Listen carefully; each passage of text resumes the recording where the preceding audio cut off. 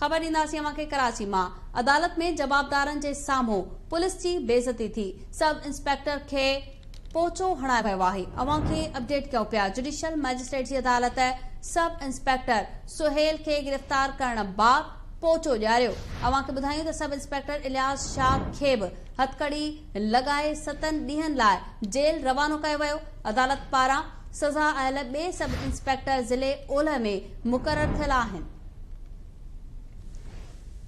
अदालत में जवाबदारनि जे साम्हूं पुलिस जी बेइज़ती कई वई। सब इंस्पेक्टर खे पोचो हणायो वियो।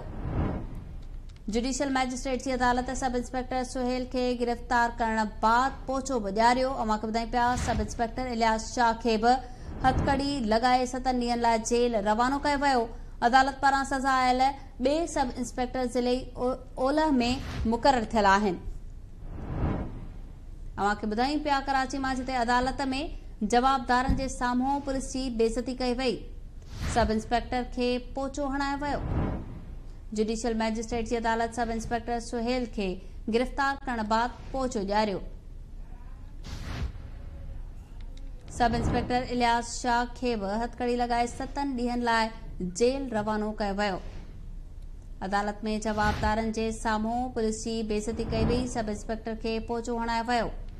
जुडिशियल मैजिस्ट्रेट जी अदालत सब इंस्पेक्टर सुहेल खे गिरफ़्तार करण बाद पोचो ॾियारियो। जुडिशियल मैजिस्ट्रेट जी अदालत सब इंस्पेक्टर सुहेल खे गिरफ़्तार करण बाद पोचो ॾियारियो आहे।